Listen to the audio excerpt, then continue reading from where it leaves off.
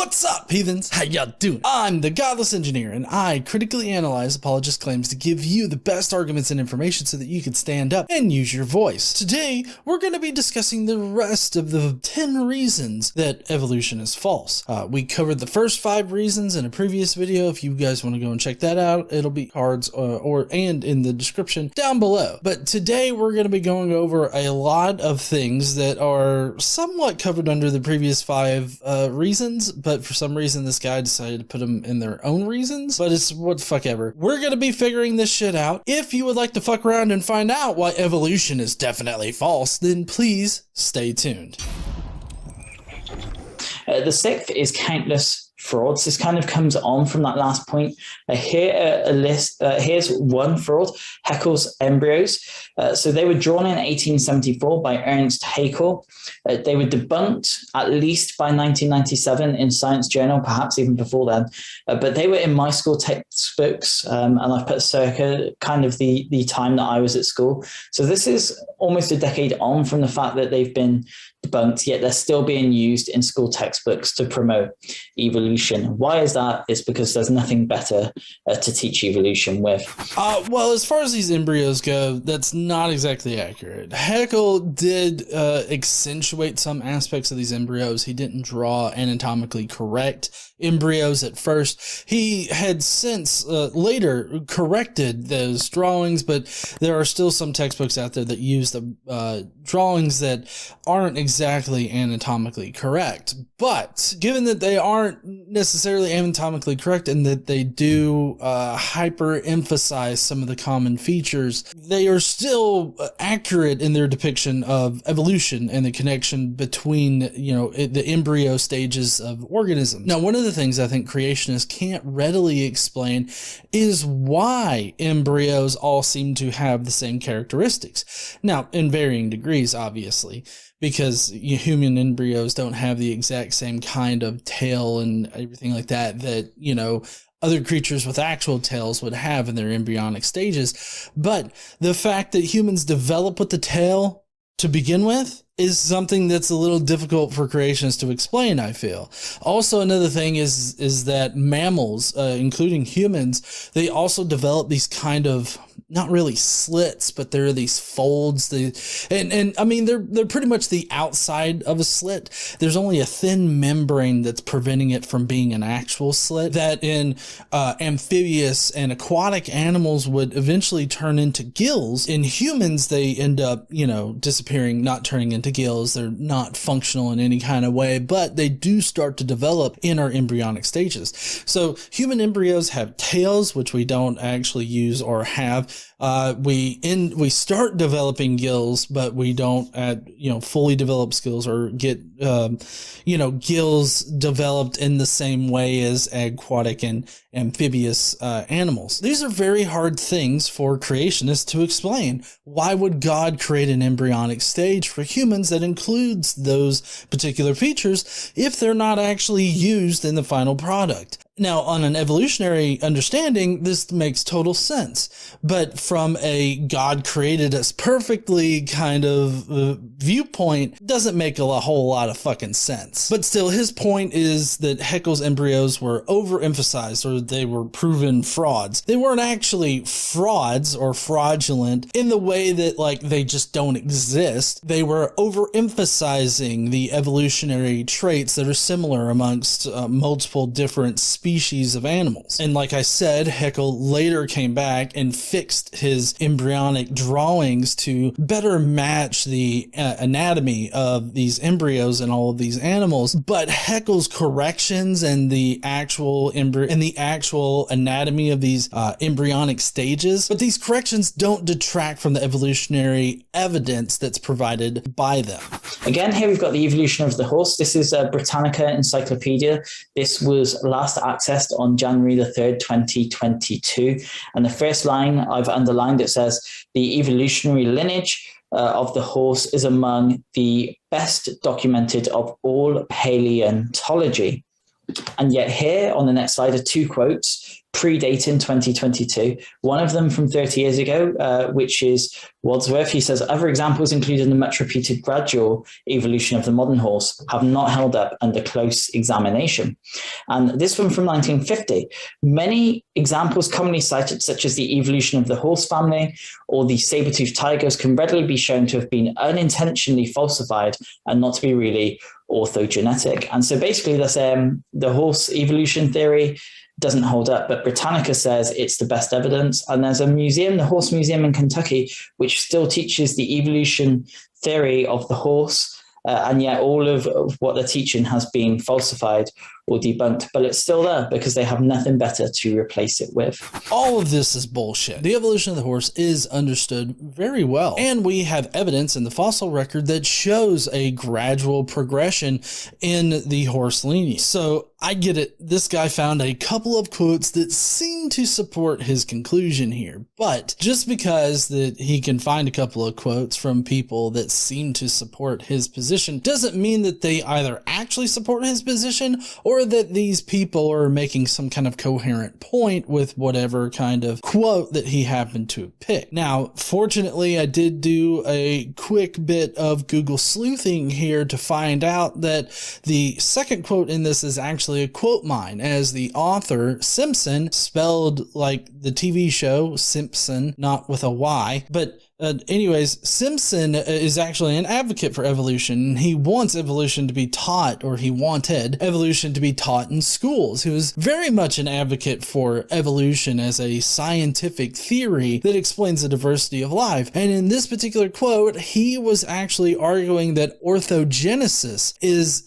not a real thing. And orthogenesis has been disproven. Now, if you don't know what orthogenesis is, don't worry. I didn't know either, so I had to look it up real quick. Basically, orthogenesis is this idea that organisms have this innate tendency to evolve in a certain direction for a certain purpose. Like there's some internal mechanism that causes them to evolve in one particular path, as opposed to there being random mutations that happen and organisms adapting to their environment through natural selection and other means. So basically, Simpson wasn't saying that the horse lineage is not scientifically accurate or that evolution can't explain how horses came to be. What he was saying is that horses don't prove orthogenesis, meaning that horses develop through natural selection and not because they have some innate internal driving force that caused them to evolve in the direction that they ended up going. I'm not sure about the other quote that he gave here, but my guess is that if he couldn't get the name of the second quote's author correct, or even what the author was fucking talking about, my guess is that the other one is quote mined as well. I did look up the book, and the book looks like it's a very general science textbook. So my guess is quote mining yet again. Quote mining will never be a convincing argument. Actually understand what these people are saying and then present the full context. Honestly, at this point, I don't know if we can actually trust what this guy is saying. Now, obviously, the previous 5 reasons should have established that, but the fact that he would go as low as to quote mine people and present things out of context like he has is just really shitty. Now, he could have gotten these references from like various creationist websites, because when I plugged in, especially the top quote there, to a search engine, it only pulled up creationist websites that were citing it. So my guess is that he found one of these websites, or when he was researching for this, and he just put this in here without actually checking the context of either of these quotes. Again, here's a list of some other of these countdown frauds: Piltdown Man and Java Man we've looked at briefly on Wikipedia. Nebraska Man, I can put some links to good resources to look at these things. A guy named Jay Seegert does some really good work on these. Embryos, airlifts, basically faked primitive tools of ape-like ancestors. Campus facial angle theory, the idea that faces got flatter the less ape-like humans were. Confucianosaurus, an Archaeoraptor in the kind of dinosaur fossil record. Yankon sheep, and the march to progress, this idea, this picture, kind of middle right, of apes becoming more human-like. Even evolutionists say that idea is a bit of a myth and a fraud. So a number of these things on the list are fraudulent, like Piltdown Man and Nebraska Man.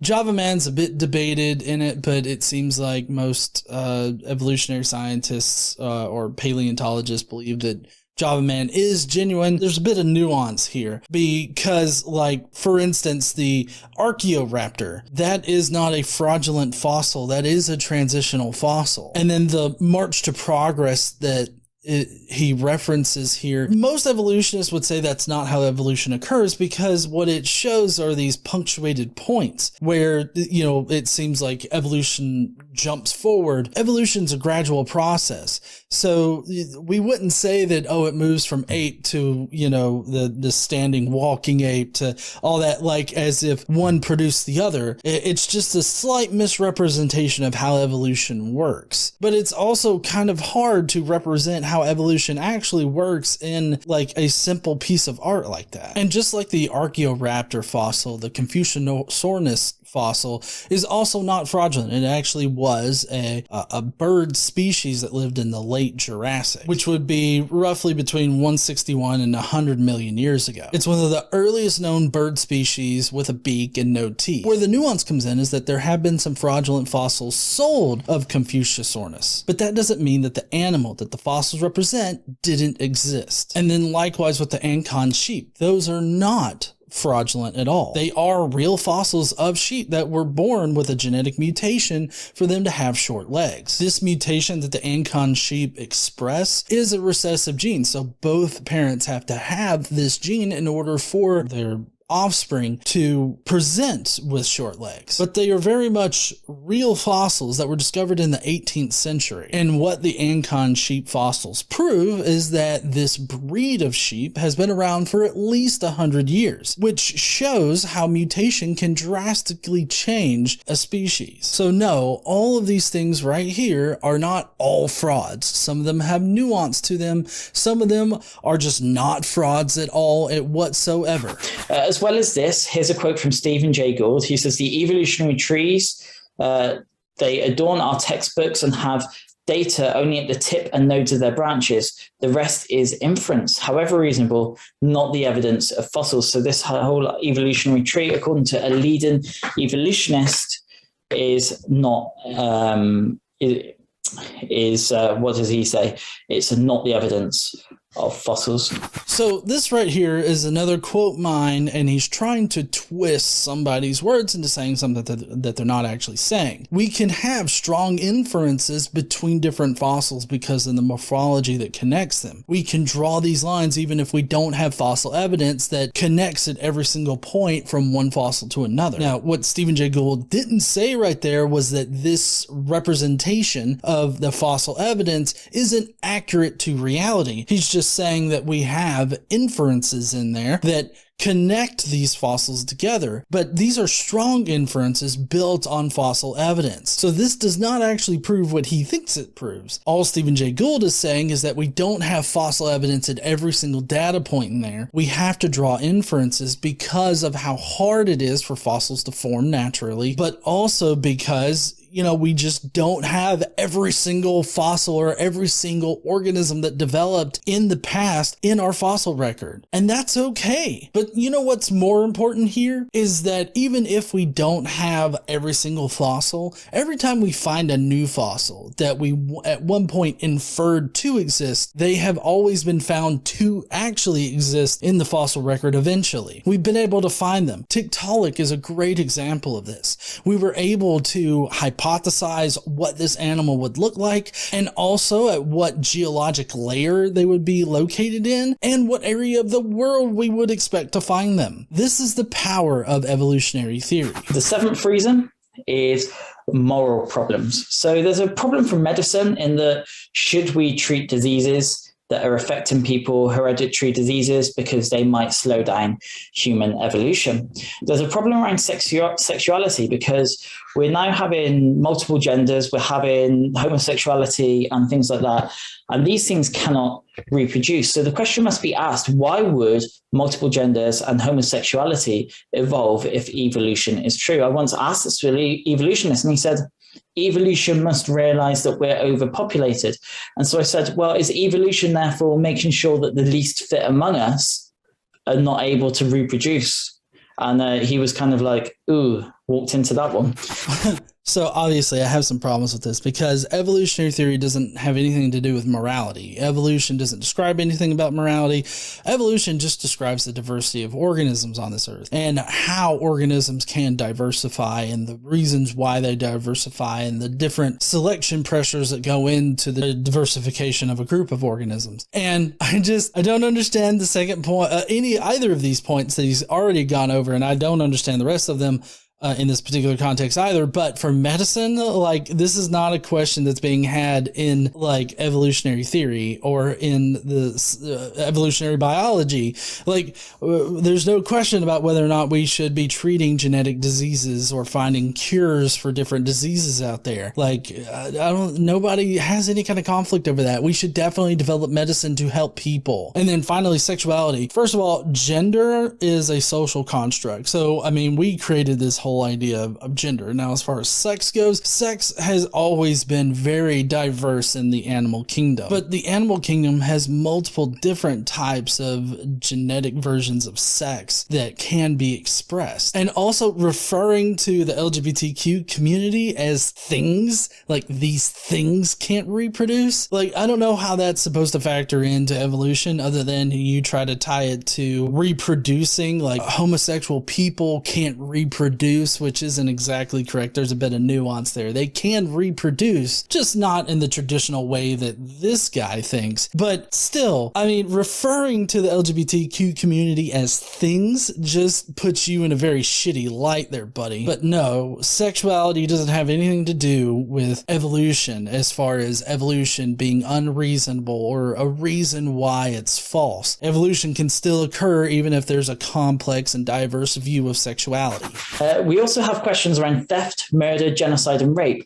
Are these things okay in an evolutionary system? If it's survival of the fittest, if it's I must survive and pass my genes on to the next generation, surely all of these things are okay. And also, so none of those things apply to evolution, and that's a very poor understanding of what the survival of the fittest is. So again, I don't know how in the fuck you could get here from evolutionary biology, because survival of the fittest is about which organism is best adapted for the environment that it exists within. So if we had an environment where theft, murder, genocide, rape would benefit, then I guess those things would allow those particular individuals to survive and thrive and propagate in the system, but we don't live in that kind of system now, do we? But ultimately, evolution just describes how organisms change over time to best adapt to the environment they exist in. Theft, murder, genocide, rape, morality in general has no effect here. And I feel like this can be remedied by you just taking a second and really trying to understand evolution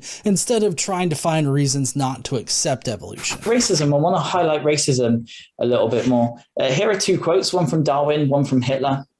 Well, fuck. So 7 was moral problems. 8 is, again, moral problems, but more specifically racism. This is just one point spread out over many slides. You did that with point 6. You had many slides in there, but you didn't break that out into separate things. Why is now moral problems continued on to point 8 being racism? Also, I'd like to point out more fucking quote mining here. Way to go there, dipshit.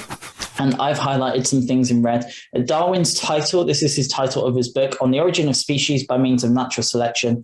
And most people don't realize that the full title includes the word or the preservation of favored races. What does he mean by that?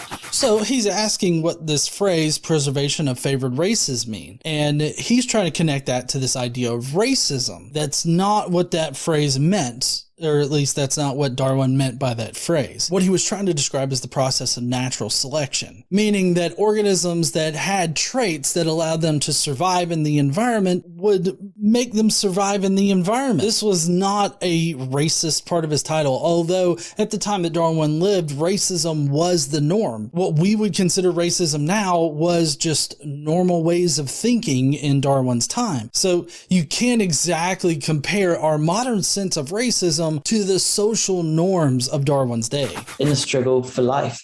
Hitler was influenced by Darwin, and he wrote here, if nature does not wish that weaker individuals should mate with stronger, she wishes even less that a superior race should intermingle with an inferior one, because in such a case, all her efforts through hundreds of years to establish an evolutionary higher stage of being may thus be rendered futile. So Hitler believed in the Aryan race, a superior race. He believed that blacks and Jews were at the lower spectrum and needed to be wiped out in order for humanity to be cleansed and to progress. So just because somebody can understand evolution and use it for nefarious means doesn't mean that evolution is somehow racist. It doesn't mean that evolution is somehow inherently racist. Even if Darwin was a racist, that doesn't mean that evolution is racist. Like, for instance, I can have a hammer and I can know that the hammer is used to build things, to hammer in nails, or potentially destroy things, like destroy walls or something, like in the case of a sledgehammer. But you can also understand how that hammer can be used to, like, murder somebody. That doesn't mean that that's the proper use for the hammer. It just means somebody used something for nefarious means. And that's what Adolf Hitler was doing in his understanding of evolutionary biology. This does not disprove evolution. Evolution still occurs even if people misuse the idea of evolution. As well as this, here's another quote from Darwin. At some future period, not very distant as measured by centuries, the civilized races of man will almost certainly exterminate and replace the savage races throughout the world. Who are the civilized races? White Europeans. Who are the savage races? Africans and South Americans and people like that. And so evolution, as proposed by Darwin, is inherently racist. So again, he's quote mining Charles Darwin. And like I said before, the social norm at that time was racism, was viewing people in that kind of way. So regardless of whether or not Darwin was actually a racist or that he was actually saying that quote unquote savages were going to get wiped out by modern men or civilized men or whatever, like, that doesn't detract from the fact that evolution still occurs. And we have a better understanding of evolution after Darwin's day. We have built upon Darwin's idea and developed this similar but yet different idea about evolution. We understand it better. So it really doesn't matter where it comes from, being, Darwin. And this makes me think of the fact that this is a genetic fallacy. He's trying to tie evolution to this idea that Darwin was this unabashed racist, which again was the social norm at the time, to be a fucking racist. Here is a picture of the human zoo. This is in North America, and we've got a savage race being watched by the civilized race to see how these savages behaved. These were believed to be more ape-like, and the same thing was done to Aborigines all over Europe and North America. And here's another screenshot from a video. I'll post a link to Darwin's impact on society. And here's a quote from biologist Edward East. Nature eliminates the unfit and preserves the fit. It is man who has caused all the trouble. He has put his whole soul into saving the unfit. So in other words, we should just let those who are weakest die. We shouldn't treat them medically. We should progress onto a stage of higher being, like Hitler said. No, I mean, you can't say that exactly. Like, you can't say that is what that person was talking about. It's yet another quote mine. This entire section of this video is just filled with quote mining bullshit. The eighth reason, and I'm going to do these last three quickly, logic and reason.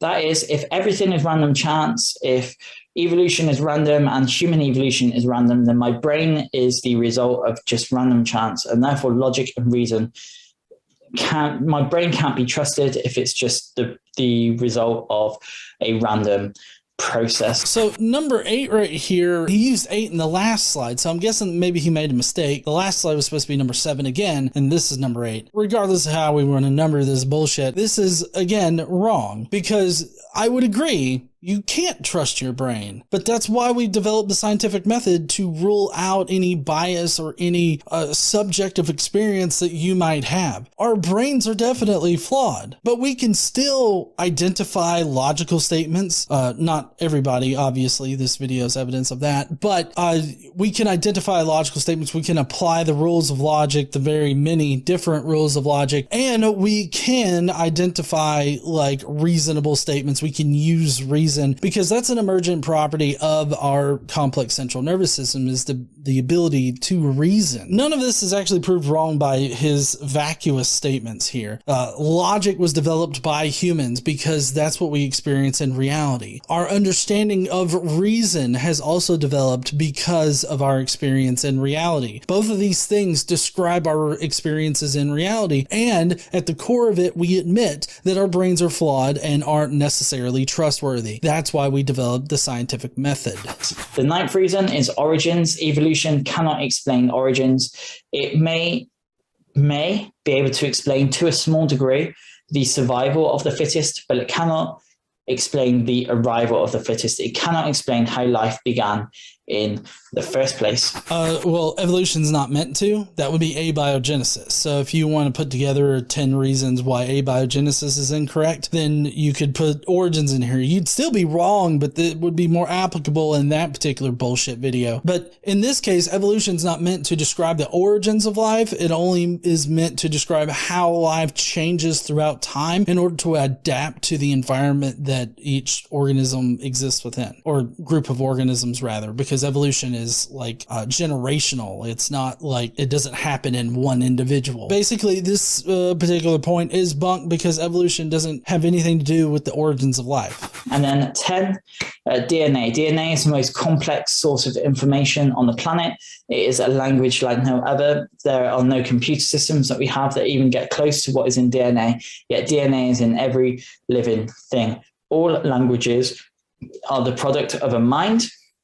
There is no known process for adding new information in to a creature that passes on. Everything that I pass on to my kids is already existing information. And DNA wasn't known in Darwin's day, and it just blows evolution plain out of the water. I don't understand how DNA could blow evolution out of the water, because all of our DNA evidence that we've discovered after discovering DNA has only further proved evolution. Like a good, for instance, here would be the chromosome 2 in humans, because we've been able to analyze chromosome 2 and we found that it's actually a fusion of two different chromosomes in other great ape lineages. And because of this, we know that we developed out of a proto-ape ancestor along with the other great apes in the great ape family, which again, we are part of. Now, he says that DNA is the most complex language or the most complex chemical or whatever on this earth. And that's stretching it a little bit. DNA is a complex molecule,